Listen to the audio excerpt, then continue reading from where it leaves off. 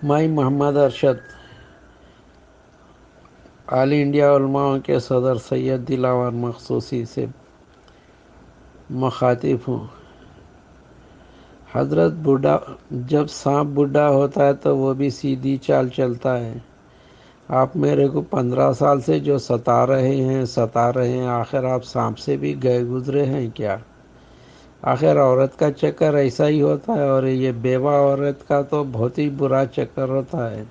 آپ اپنا دین بھی کھو دیے اور دنیا میں بھی عزت کھو دیے۔ حضرت آپ ایک پیپل گڑے والوں کے لیے ایک دھبا ہے۔ آپ ابھی بھی ٹائم ہے۔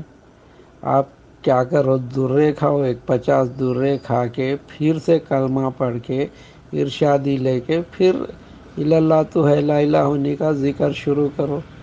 یہ لوگوں کے ساتھ لوگوں کو ڈبا لیتے پھرنا، کبھی عطن میاں کو ڈبانا، کبھی بڑے بھائی کی گرنی بند کرا دینا، کبھی میرے سے کرنا، یہ سب کیا ہے یہ؟ آخر آپ پیدا ہوئے کہ گناہ کے لیے کیا؟ آپ یہ سمجھ رہے ہوں گے میرے بڑے میرے کو بخشاتے ہیں، میں ایسا کچھ بھی نہیں ہے۔ آپ ان کو دوزخ میں لے کے چلے آتے ہیں۔ آپ قرآن میں وہ دیکھے ہوں گے، خواجہ خضر علیہ السلام ایک بچے کو مار دیے تھے، تو موسیٰ علیہ السلام پوچھتے اس کو کیوں مار دیا؟ بولے یہ بڑا ہو کے بدکار نکلیں گا، ظالم نکلیں گا، اس کے ماں باپ نیک ہے، اس لیے اس کی وجہ سے اس کے ماں باپ دوزخی ہو جاتے، بول کے ابھی ختم کر دیا۔ بولتے آپ بھی ویسے بچہ مت بنو، آپ ابھی بھی آپ کو موقع ہے، توبہ طلع کرو، آپ کر کے حق کی تائید کرو۔ میرے جو پیسے ہیں میرے کو حق ایمان اللہ دلاؤ۔ آپ میں آپ کو رکھا گئی کو، آپ ایک مرشدی خاندان کے ہے، ایک کان میں آپ کے اذان بولے، دوسری کان میں تکبیر بولے، آپ ایک نیک بخت ہے بول کے رکھا میں آپ کو بیچ میں۔ آپ کو آنے کی ضرورت ہی کیا تھی؟ لال گڑھی میں کام کر لے رہا تھا۔ آخر آپ جو انجان ہو جا رہے ہیں، نہیں دلا رہے ہیں، قیامت کے دن آپ کا گریبان میرے ہاتھ میں رہیں گا۔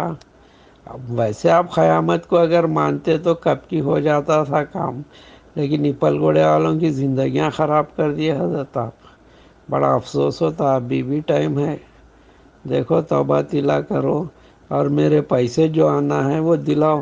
آج میری بہن کو لے کو پھر رہے ممتاز بانو کو، اس سے بولنا تھا، انہوں 27 سال شادی کے بعد ہمارے پاس ہی رہے، تمہاری خادم نہیں، معلوم نہیں آپ کو آج 4 پیسے آتے کہ اس کو لے کو پھر رہے، اس کی غلیظی کھا لیتے، اس کو شاباشی دے لیتے ہوئے۔